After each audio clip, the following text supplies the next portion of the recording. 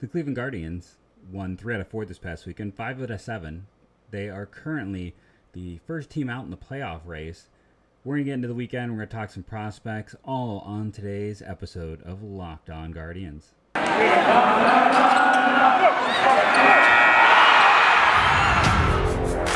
You are Locked On Guardians, your daily podcast on the Cleveland Guardians, part of the Locked On Podcast Network, your team every day.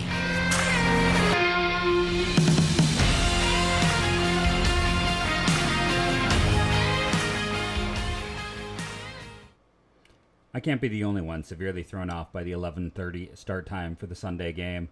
The fact of the matter is, where I live, it was a 10:30 start time. It was even earlier.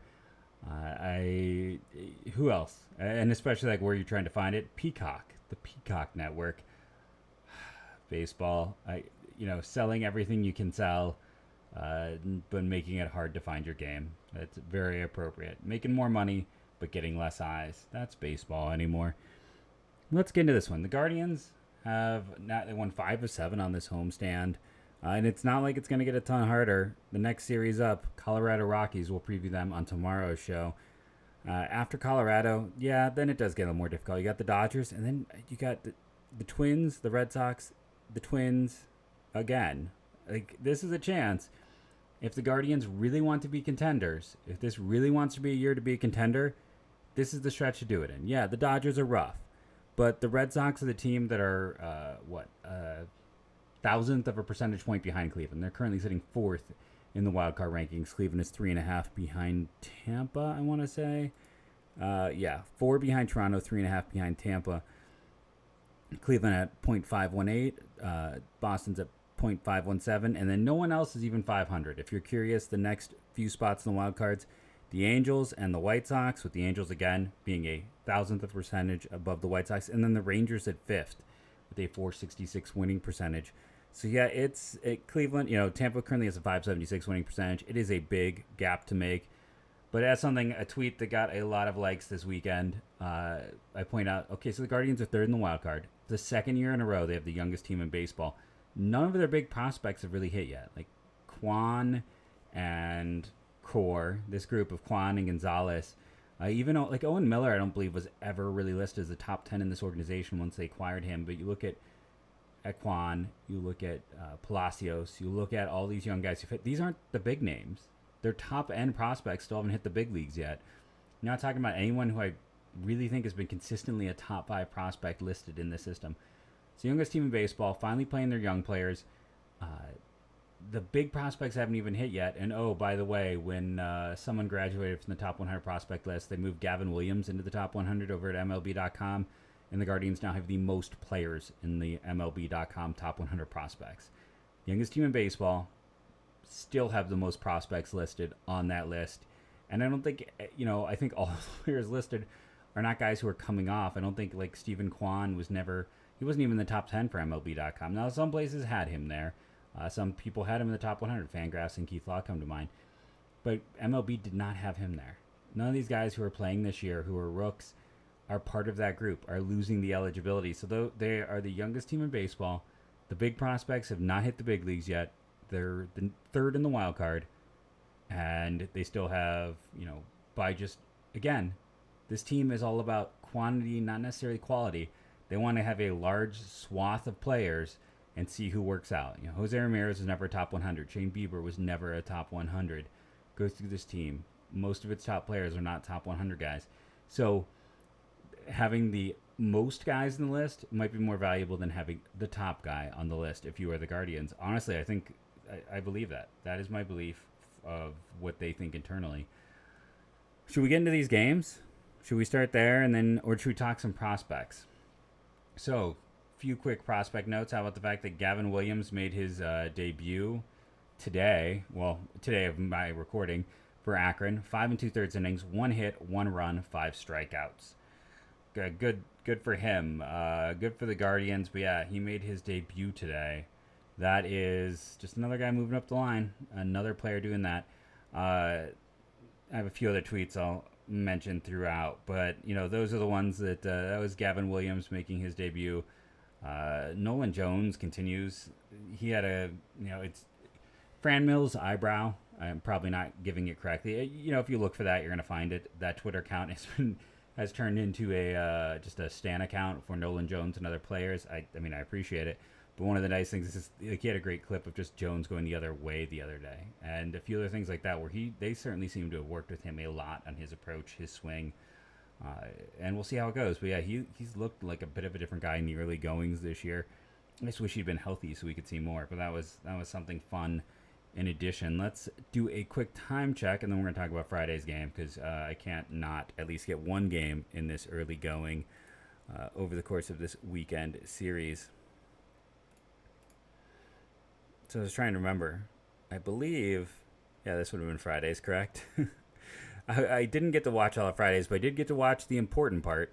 Because I remember coming in and being like, oh, man, it's a shame it's not a day I'm recording. Like, I hopped in for the very end.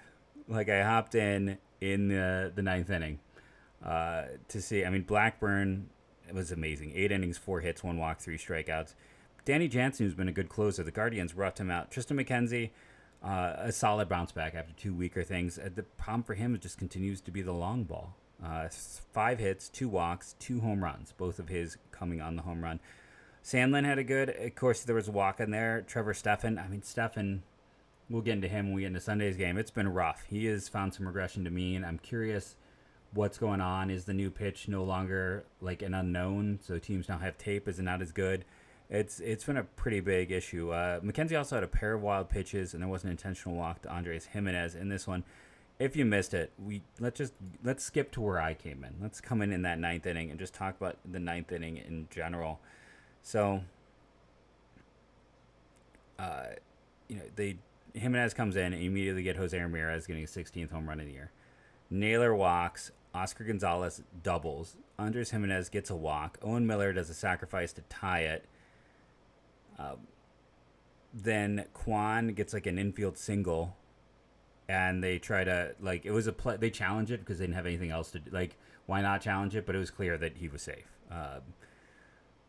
So he gets a single. Then Luke Maley, sacrifice fly, gets another run across to make it a 3-2 and win the game. Essentially a walk-off sac fly. Because I think what happened, I'm trying to remember exactly in this, having watched it. It's like, as the play was developing, is this the one where he came too far around third? Where the single came through, and then it's like, but everything worked out. Either way, they were down 2-0. They got 3 in the ninth. What a come from behind win. I should give Anthony Ghost picks up the win. He had a really solid inning as well. The pitching was great. Jose Ramirez had 3 extra base hits. He had 2 doubles and a home run. He just continues to rake. Obviously, he's one of your 3 players of the game. McKenzie gets one of the other ones. We'll debate who reached base twice in this one. Well, Naylor had a pair of walks. And I think that's it, because everyone else only had 1 hit, correct? Yeah, so that is your players. For me, I'm going to give the 3rd star in this one to Oscar Gonzalez for having the extra base hit, for it being a timely hit to advance the runners and really put some pressure on him in this one. It was a game, like, it kind of looked like they're going to lose it. You're entering the ninth. Danny Jimenez has been a really good, solid closer for them, but they just put together. And overall, looking at this one, it was one of those games that there's a lot of reasons why they maybe shouldn't win it, and they managed to pull it out. Yes, at some point we got to discuss that Miles Straw is turning into the worst hitter on this team, not named Austin Hedges. And, we discussed that he was probably going to regress. That if he could be a league average bat, I was going to be so happy with that, because that's not what we've seen with him. I know there are people out there like, did we rush to give him an extension? And I just want to, before we go to commercial break, saying no. Because here's the underrated aspect of Miles Straw. Miles Straw's best friend on this team, I believe, is Jose Ramirez. And I know everyone talks about Jose and Ahmed, but Straw and Ramirez, I talked about on the one show where you saw him hanging out in the dugout. Those two were very close. Ahmed might be, I'm not here doing a friends rank list, but he is very close to Miles Straw. And Miles Straw is an elite defender in center field. There's always value in that. Some might say the best defender in center field, because he is that way by some metrics. Looking at what he has meant defensively, and then what his value is. Like, that might have been part of the reason Jose wanted to stay. He knew that Straw was getting an extension done. Like, they told Straw, we're going to put this on hold for a day and get back to it. They're at like the 1 yard line on his negotiations when they stopped to get Jose across. So that probably brought additional value to Jose, knowing like one of his closest friends, maybe his closest friend.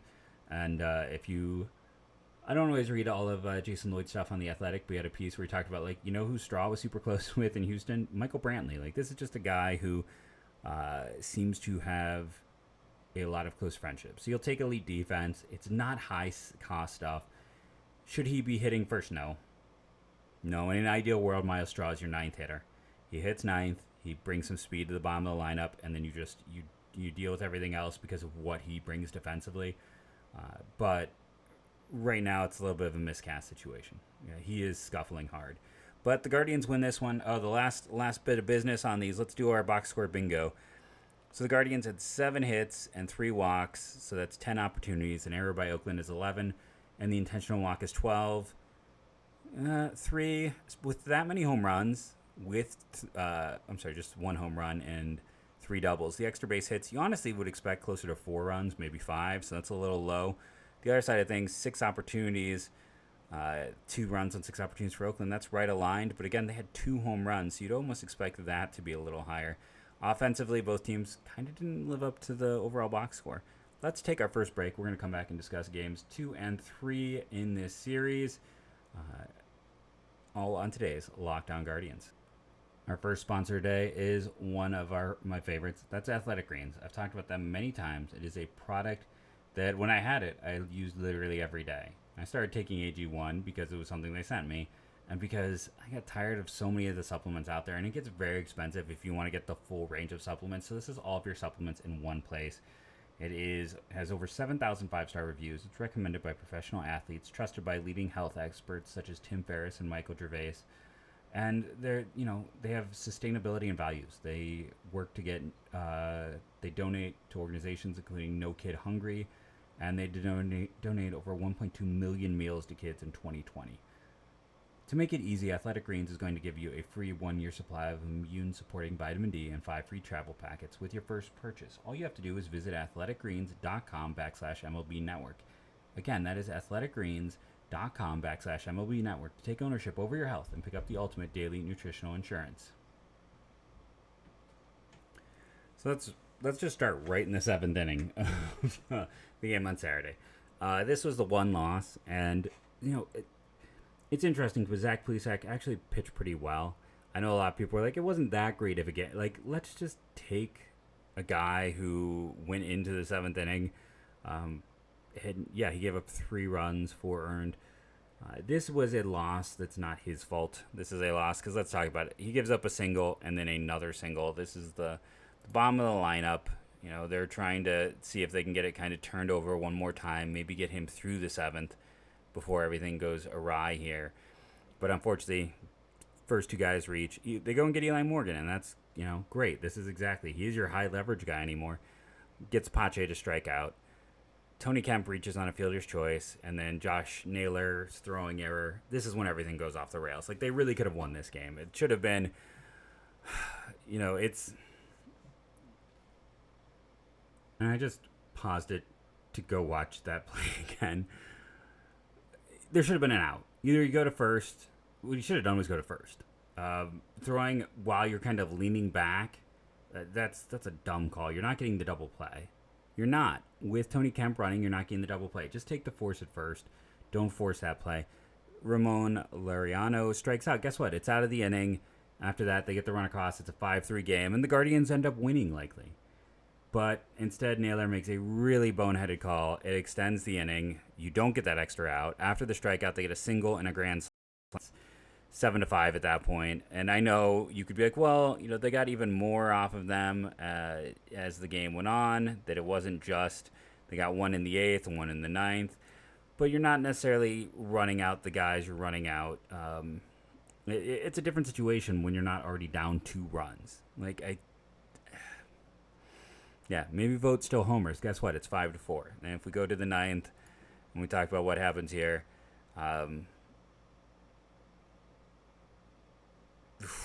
I kind of forgot just how poorly it went in the ninth.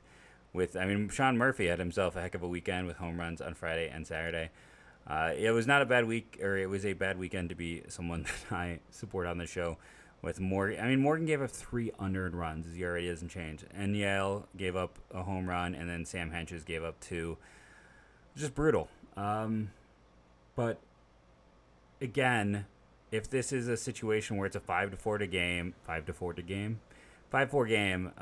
you get Class A in there, and he maybe wraps it up, and all of a sudden it's a win. This was an easily winnable game, and that, I know Rosario also had no, he did not have a throwing error. It was a bad throw in the videos I saw for this one. But either way, Naylor with a massive boneheaded moment that you can really say swung the whole game. Going through here, it's like who reached base twice in this one? Well, you had Andres Jimenez, can he just play against lefties? For crying out loud. Can he play shortstop where he's good?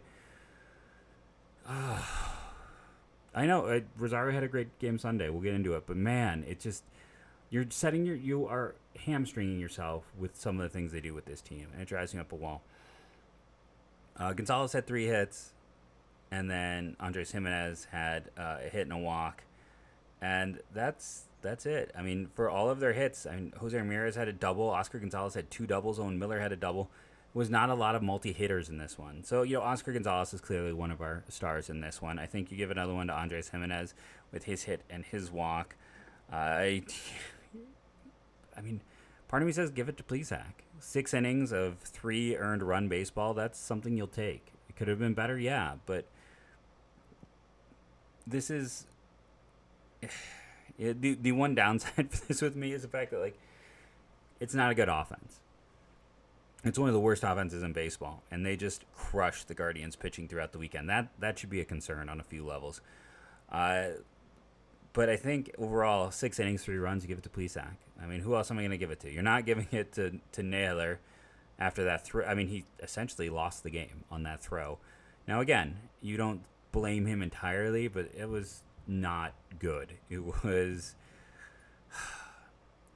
But the whole game was not exactly top shelf performers. Like I said, they couldn't string things together. But Oakland had 13 hits, 1 walk, and a hit batter. So that's 15 plus the error gives them 16 opportunities. They got 10 runs on 16 opportunities. That is a lot. But they also had 4 home runs. I guess it would have been easier just to look at the pitching total.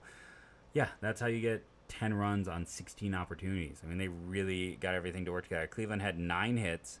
The 1 error gives them 10, and the 1 walk is an 11.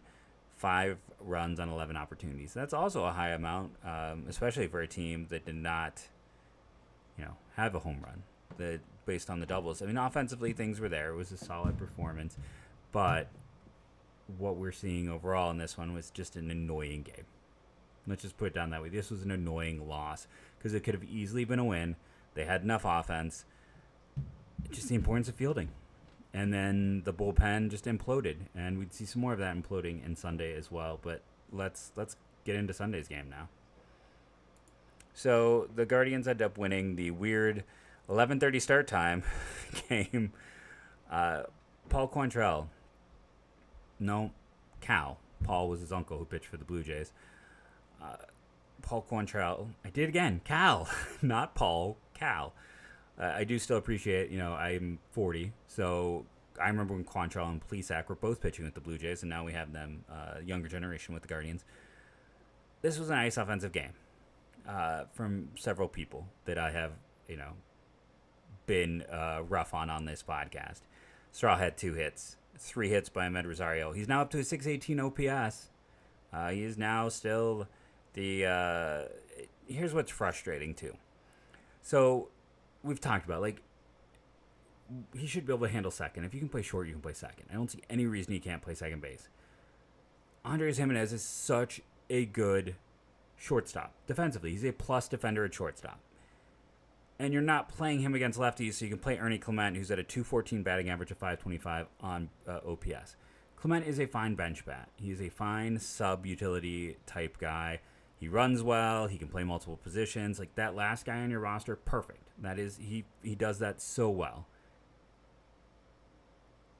playing him like they are is overexposing him. And your second best hitter, a guy who legitimately has an all-star claim, you can make a case for Andres Gimenez in that all-star game, and you're not playing him every day because he's not ready, or you think you can't. Just let's see. Like, what are you losing here? I also know it's partially because I want to rest Jose. I bet you Gimenez could play short or third base. He's got the arm. I think he'd be fine there. I don't think that would be an issue at all. I don't know how much he's played in the minors. I have to go dig, but I think he could play it, and you'd be better off as a team if you, again, are like, well, we don't have anyone else who can play third, and we want to give Jose. It's just, and Mercado, yowza. He's below 200. He is not good. The problem right now is, what do you do? Like, you don't want to call up someone else to ride the bench. It's bad enough that Richie Palacios isn't getting reps all that often when you go through, because they have, but at the same time, it's like, I understand the whole righty-lefty situation, and it drives me absolutely mad that, like, Cole Irvin is in, so that means we gotta play these platoon split. Like, Oscar Mercado and Ernie Clement are not good hitters. They're just not. Like, you're making yourself worse as a team because you're obsessing about a platoon split when the platoon split doesn't matter. So, yeah, that is an issue. Like, it'd be one thing if you had, Jordan Luplow, who was a good platoon caddy type. We don't have that right now. That doesn't happen for Cleveland. They don't have a good platoon caddy. They put in a below-average bat. So why not just let the young kids play, see if someone surprises you, or, put out your best defenders so you're not getting a net negative value. Not that Clement is a negative value, but not having him in as a shortstop is a negative value. We're going to continue talking about this game in a moment. And our next sponsor is BetOnline. They got you covered. They're your number one source for all of your betting stats and sports info. Find all the latest sports development, news, odds, including this year's basketball championship matchup, the NHL hockey finals, Major League Baseball, and of course all the latest fighting news from MMA and UFC to boxing. BetOnline is your continued source for all of your sports wagering information, including live betting, esports, and more. Head to the website today or use your mobile device to learn more about the trends in action. BetOnline, where the game starts. Okay, let's talk about more about the win. You notice the hat change. So yes, elephant in the room. Kids happened, and I had a bit of a pause break between segments here. So I know I'm getting some people, and I already saw they're talking about, Rosario. It's not a good weekend by Rosario again. It was a good game. Yeah, he's improving, but he still is nowhere near the second. The 2-hole should go to your best hitter. Advanced math shows us this. There's certain things that we can just go into the numbers and talk about, your best hitters, where they should go. He's not the best hitter on this team. He's not the second best hitter on this team. He's not the third best hitter on this team. He is not the fourth best hitter on this team. And even if he was the fourth best hitter on this team, which he's not, which for his career he's been average to below average. That is his career. And you get 1.5 years away from free agency. It's not like this is Andres Gimenez, who had the one season, struggled a bit coming to Cleveland, and had the bounce back. No, this is a guy who had 4 years in the big leagues before they acquired him. He's a bad defender as well. So you're playing him at a position, the shortstop, of the most valuable positions, and playing not your best defender at short. So, yeah, it's fine. Tell me all about how he's playing better. Yeah, he puts in one good game a week, it feels like, where he kind of slowly moves up. And he's been steadily okay. And I'm not saying he shouldn't play at all, but play him at second, and bat him lower in the lineup. Playing him at shortstop and batting him at 2 is a mistake, and you're hamstringing your team. I don't care if he had a 3-for-4 game today. He is still not your second best hitter, or your third, or even your fourth. So there's no reason for him to be batting in the 2-hole. That being said, he had a pair of doubles, as did Owen Miller. He's going to be one of the players of the game for this one, but I'll stand by my, what I have stated here. Quantrell will be one of the players as well. 6 innings, 4 hits, 1 earned run, 2 walks, 4 strikeouts, home run. Brian Shaw came in, was solid. Now Trevor Steffen's got an ERA higher than Shaw's, as he gave up 2 runs, left it up, had a pair of solo shots. I mean, that's the thing, though. It's interesting for a team as bad as Oakland has been this year. They just teed off. I feel like they had more home runs over the course of this weekend than they had in the last 3 weeks. I don't know what it was. I mean, Cleveland doesn't care about home runs. They're willing to give up the long ball. They'd rather have that. We've discussed that whole approach many times in the show. But Trevor Stephan, it's very disappointing. He wasn't going to stay otherworldly. He wasn't going to stay this near all-star level where he was at. Clase has an immaculate. He's now getting, for all the complaints about Emmanuel Clase, and I've heard many over the course of this year, that's save 11 and a 1.85 ERA. He's obviously doing something right. Cha is what Cha is. I'm going to make peace and move on. It was a solid performance by him. Give him credit where it's due. Trevor Stephan, though, man, it's been a rough few weeks. There's no other way around it. He was so good in the early going, and I don't know if he's tipping pitches. I don't know what he's doing. If teams just have now gotten used to having that, new pitch, and then it's not the same. But if I go click on his games log, and we just look at, each of these performances. Let's see. We go back into May. It's at the end of May, he had a 4-point ERA. 4.0. He'd given up 2 earned runs in his second outing, and then May 26th and May 27th, back-to-back outings where he gave up a run.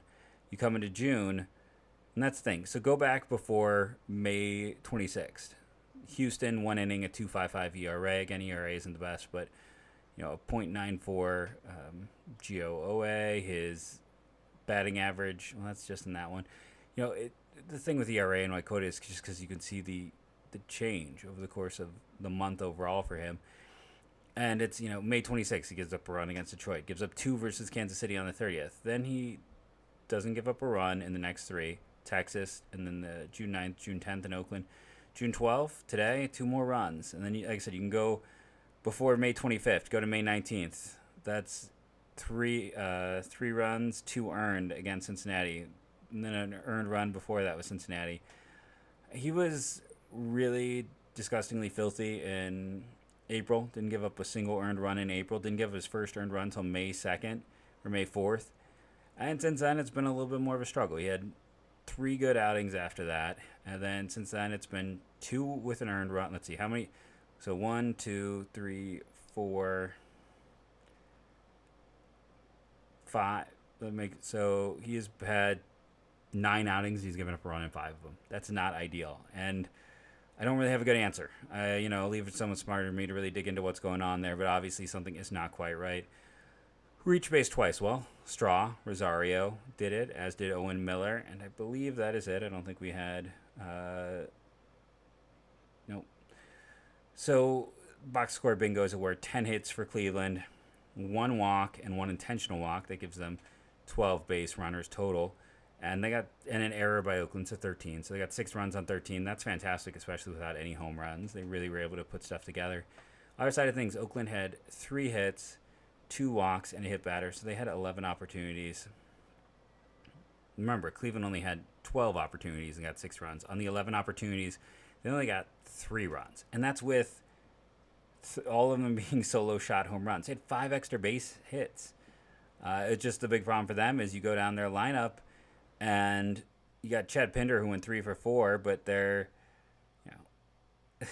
you look at the top of the lineup, and that's why I'm laughing. It's after their 4-hitter, their 5 through 9 had 3 hits, and all of those belonged to Chad Pinder. I mean, the rest of it, they just didn't have much to show.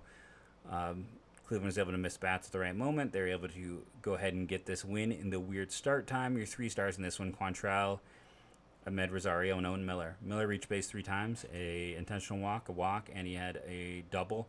Rosario had 2 doubles, 3 total hits, and then Quantrill had another quality start for him.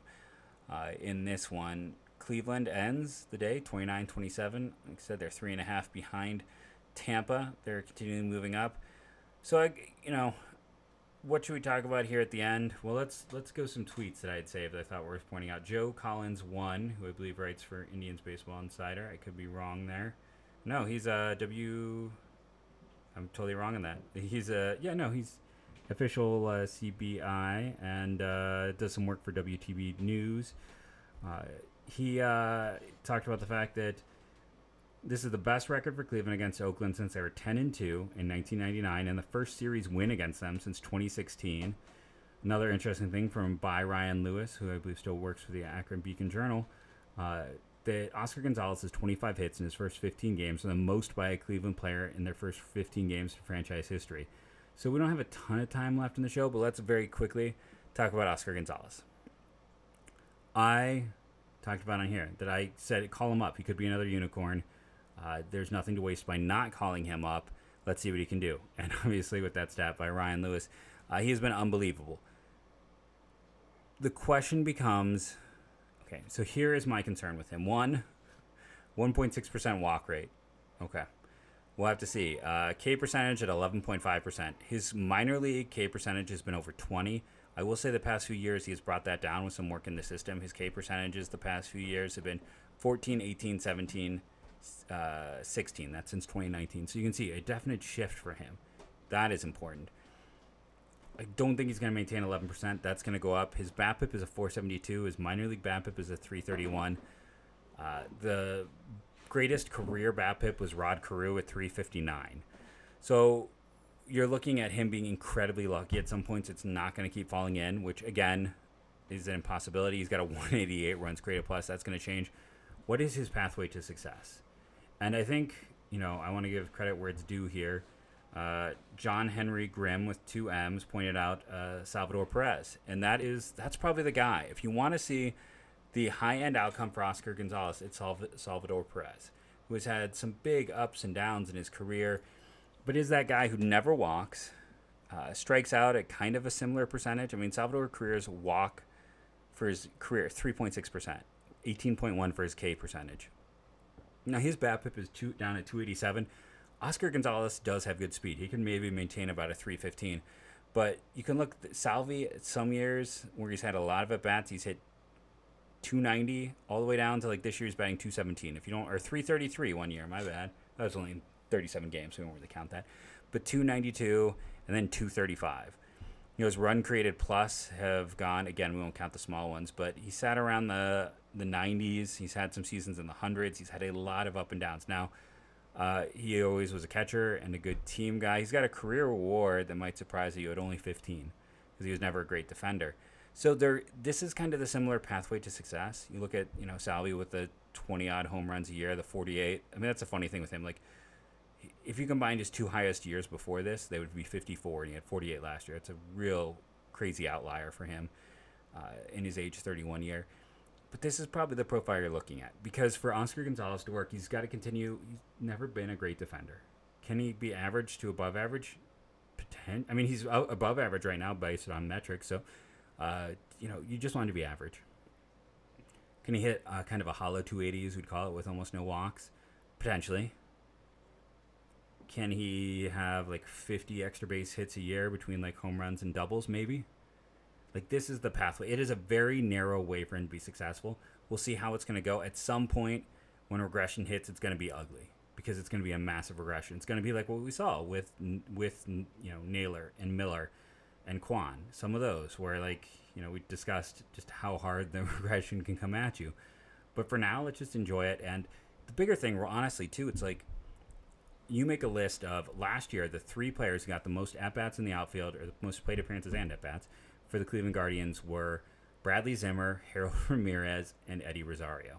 They traded Eddie Rosario halfway through the season. He was still third on the team and plate appearances by an outfielder. Go back to 2020 when Domingo Santana was one of the big additions to this team's outfield. Then you look at what they have in place now, with Kwan getting an opportunity, with Gonzalez getting an opportunity, with Naylor potentially playing out there, with Ramirez potentially playing out there, with Palacios getting some time this year up there, with the next wave of guys like Jones and Valera already being on the 40-man, with Will Brennan in AAA is going to have to be added to the 40-man this offseason. What a change to this outfield. Now, having said all those names, the only right-hand batter is Oscar Gonzalez. So we want to figure out his pathway to success because he's never going to walk much. The question is, can he keep his strikeouts relatively low? Can he keep it right around 20 for his career, 21, 22, while having enough extra base hits? There is a pathway to success. It's going to be hard for him to do, and regression is going to be bad when it comes because it's going to balance out over the course of the year. It might be a slow one. But the biggest question is going to be, can he be more Salvador Perez? And ground out a career, or once people see him once or twice, is this going to be like how Bobby Bradley was last June? It's kind of my question. We have to see with Oscar Gonzalez. Right now, enjoy the run while it lasts. I'm hoping that he will find kind of that balance that I was discussing, and that it will come together for him, and that this won't be, the Bobby Bradley, the Ben Francisco, Bradley Zimmer a year ago when we thought maybe he'd finally put together. I don't know, but hopefully it'll come together. And if it does, most of us who look at the data are going to be wrong. He's going to be that guy who overcomes. I didn't think Salvador Perez would still be playing baseball right now, if I'm being honest, after his first few years. He doesn't just throw it a little bit outside. He swings at everything. He makes contact, but he never struck out a lot. He didn't chase a lot. It's a weird profile, but that's how you have to be successful when you don't walk a lot. And that's maybe what we could see for Oscar Gonzalez. I've been Jeff Ellis. This has been Locked On Guardians podcast for this week. Remember to rate and review, download daily. It helps. I didn't explain who I was and do all that stuff. I want to thank you for making Locked On Guardians your first listen today and every day, wherever you get podcasts. Go check out the Locked On. They're doing a lot with the NBA mock draft. The Cavs have their last lottery pick for hopefully a long time. Go hear what they might do over on that. And again, subscribe on the YouTube, download daily, those things. This is a fun team. Not only is this a good, I'm going to talk about what I talked about at the start of the show. They are third in the wild card, with the youngest roster in baseball for the second year in a row. The most prospects in the MLB Pipeline top 100 prospects list, and none of their big prospects have hit the majors now. It's a fun team that is only going to get more fun. Be part of it. Get all the info you need here on Locked On Guardians every day. From me, your host, Jeff Ellis. Follow me on Twitter at JeffMLBDraft. And as I end every show now, go Guardians go.